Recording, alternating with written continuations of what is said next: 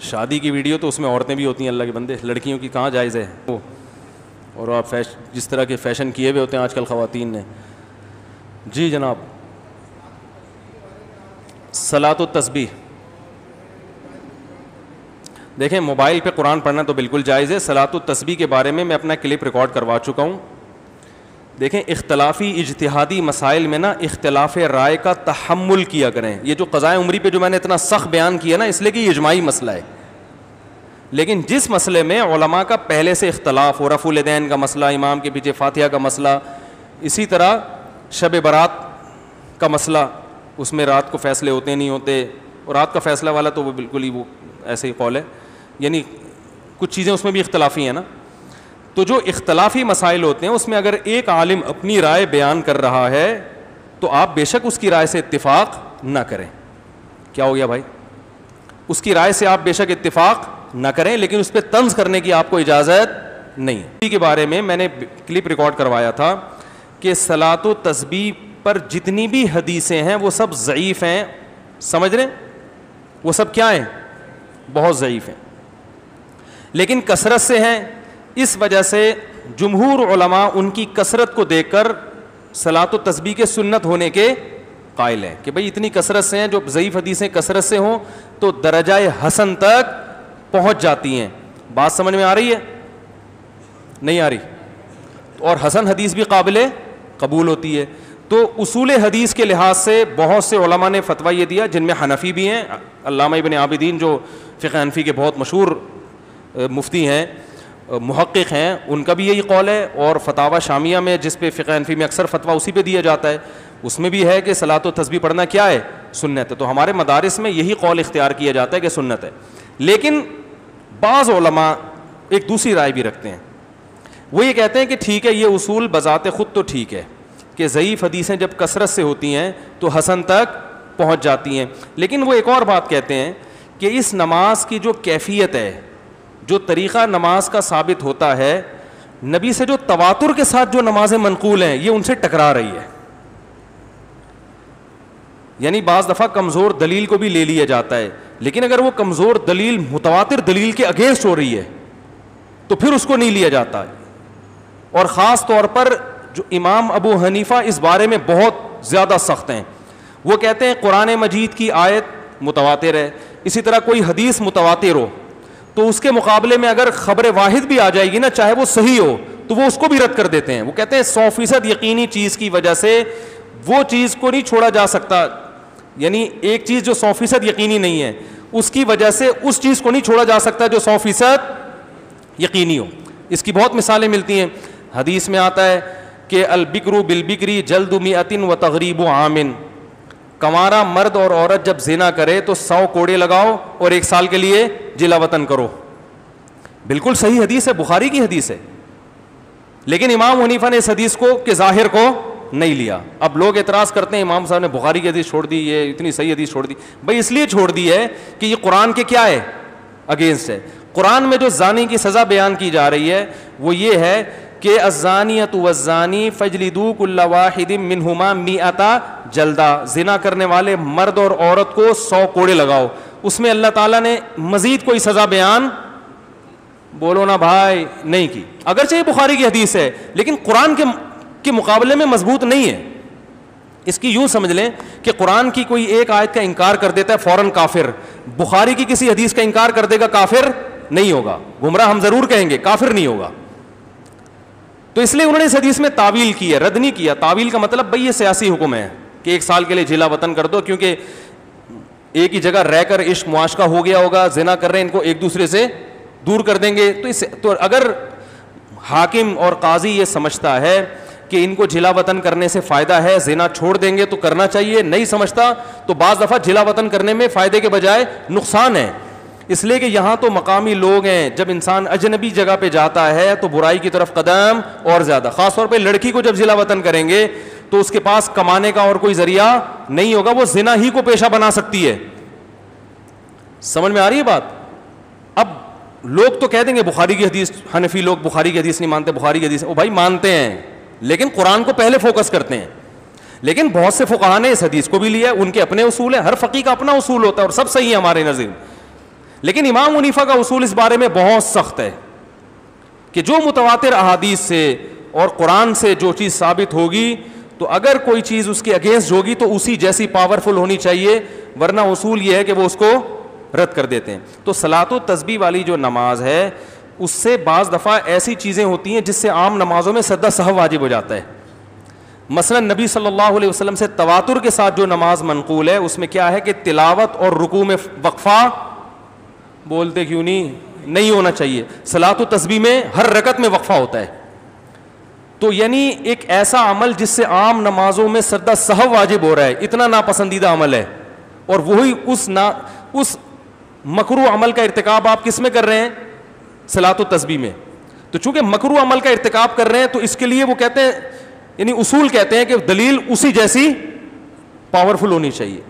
لیکن میں نے بتایا مسئلہ اختلافی ہے, جمہور بہرحال اس کے سنت ہونے کے قائل ہیں اور بعض حضرات اس طرف گئے ہیں. تو میرا رجحان, میں تو نالائق آدمی ہوں, میرا تو مجھے یہ کہتے ہوئے بھی شرم آتی ہے میرا رجحان, لیکن بن تو سکتا ہے نا, کسی کے رجحان پر تو گورنمنٹ کی طرف سے کوئی پابندی نہیں ہے. تو میرا رجحان اس لیے اس طرف ہے کہ بھائی جب صحیح احادیث جو بالکل بے غبار ہیں ان سے اتنی کثرت سے جو نمازیں ثابت ہیں پہلے وہ پوری کر لو, پھر ٹائم بچے تو پڑھ لو. لیکن آپ جب وہ ان کو کریں گے تو وہی اتنی زیادہ ہیں کہ آپ کے پاس اس طرف آنے کا ٹائم نہیں بچے گا. پھر بھی کوئی کر رہا ہے تو بھائی جمہور کا مذہب ہے, ہم اس کو بدعت ہی نہیں کہہ سکتے. علامہ ناصر الدین البانی رحمہ اللہ تعالی, انہوں نے صلاۃ و تسبیح کو سنت کہا ہے اور دلیل میں صرف عبداللہ ابن مبارک کی تقلید کی ہے انہوں نے, کیونکہ عبداللہ ابن مبارک صلاۃ و تسبیح کے قائل تھے, بہت بڑے محدث تھے. تو علامہ البانی نے کہا ہے کہ انہوں نے, یعنی ان کا یہ رائے ہے کہ عبداللہ ابن مبارک جیسا محدث جب ایک نماز کو افضل قرار دے رہے ہیں تو وہ غلطی پہ, ان کی بات کا میں حاصل بیان کو, تقلیدی ہے نا یہ. تو ہم یہ کہتے ہیں کہ چاروں امام ابو حنیفہ, مالک, شافعی, احمد بن حنبل, یہ نماز جتنی اس کی فضیلت بیان کی جا رہی ہے نا کہ اتنی فضیلت زندگی میں ایک دفعہ پڑھو نہیں تو. اچھا بعض علماء نے یہ بھی اعتراض کیا ہے کہ یہ کلام مزاج نبوت کے ان کی رائے میں یہ منافی ہے, کیونکہ نبی صلی اللہ علیہ وسلم کے اس طرح کے الفاظ آتے ہیں اس میں کہ پوری زندگی میں ایک دفعہ پڑھو, روزانہ پڑھو, روزانہ نہیں پڑھ سکتے تو ہفتے میں ایک دفعہ, ہفتے میں ایک دفعہ نہیں تو مہینے میں ایک دفعہ, مہینے میں ایک دفعہ نہیں تو سال میں ایک دفعہ, سال میں ایک دفعہ نہیں تو.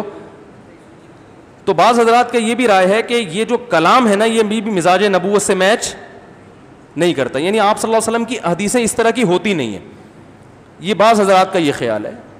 تو اور دوسرا ائمہ اربعہ سے اس بارے میں کچھ بھی منقول نہیں ہے. اتنی امپورٹنٹ اور اہم نماز نہ امام ابو حنیفہ سے کچھ منقول ہے, تو یہ اتنے بڑے بڑے علامے جو اپنے وقت کے بڑے بڑے امام تھے ان سے یہ حدیث مخفی کیسے رہ گئی؟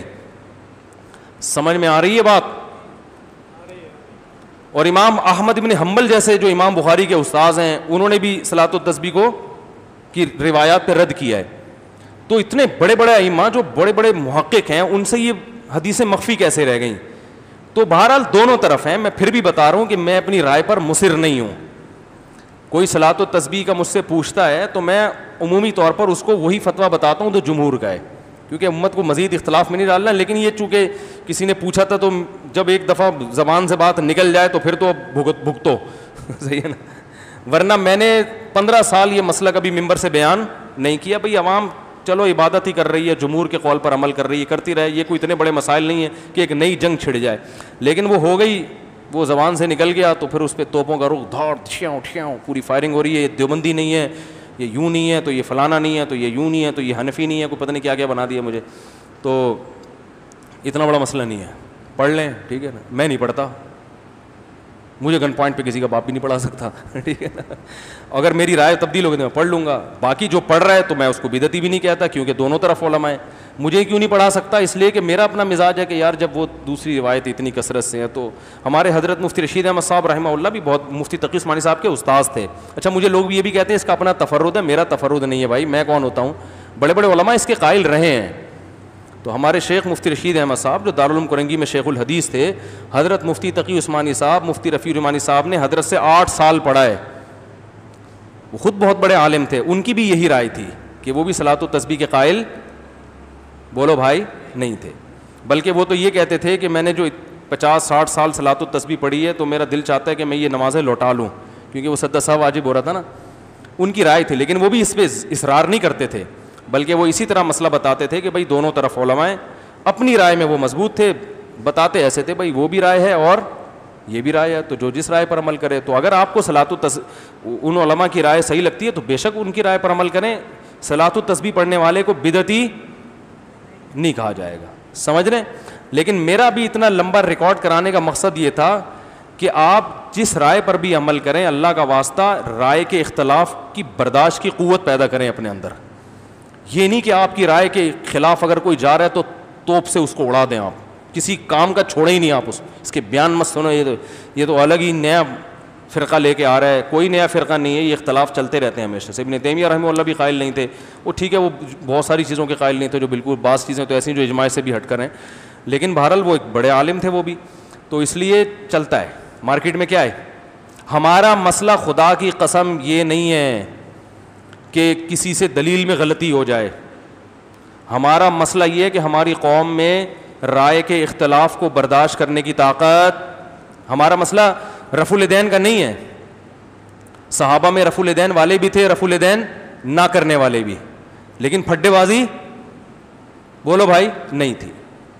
تو ہمارا جو مسئلہ ہے نا کہ بس میری رائے پہ اڑ جائے کہ میں ہی صحیح ہوں, باقی سارے کیا ہیں غلط ہیں. تو نہ میں صلاۃ التسبیح پڑھنے والوں کے بارے میں ایسی رائے رکھتا ہوں, تو نہ آپ میرے بارے میں ایسی رائے کہ زیادہ زیادہ. ہمارے حضرت بعض دفعہ یہ بھی کہتے تھے کہ جب کوئی, اچھا یہ بھی یاد رکھیں تقلید مجتہد کی ہوتی ہے, مجتہد کے علاوہ کسی اور کی تقلید نہیں ہوتی کہ کسی نے بھی کچھ بھی لکھ دیا.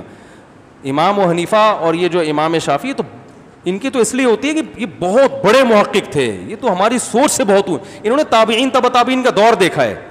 ان میں غلطی تو ان سے بھی ہو سکتی ہے, لیکن ان میں غلطی کا امکان ہم میں جتنا امکان ہے نا اس سے کم ہے, ہم میں غلطی کا امکان زیادہ ہے. مجھے ایک صاحب کہنے لگے کہ یار امام حنیفہ سے غلطی نہیں ہو سکتی. میں نے کہا ہو سکتی ہے, لیکن آپ کی جو تحقیق ہے نا اس میں غلطی کا امکان امام حنیفہ کی تحقیق سے غلطی کے امکان سے زیادہ ہے. 100% تو اجتہادی مسائل میں کوئی بھی رائے قائم نہیں کی جا سکتی کہ کون صحیح ہے کون غلط ہے, امکان ہی کی بیس پہ چل رہا ہے کہ کس میں امکان زیادہ ہے کس میں. میں نے کہا ان میں کم ہے, آپ میں زیادہ ہے. تو امام حنیفہ کے بعد جو لوگ ہیں, تو پھر کوئی جو مفتی ہو جو خود تحقیق کر سکتا ہو, اس کے لیے پھر ہر ایک کے قول کو بالکل ہی جو ہے نا وہ, تبھی ایسا ہوتا ہے. بہت سارے اقوال ہیں شامیہ میں ہیں جن پہ فتویٰ نہیں دیا جاتا, تو یہ چلتا ہے مارکیٹ میں, سب چلتا ہے.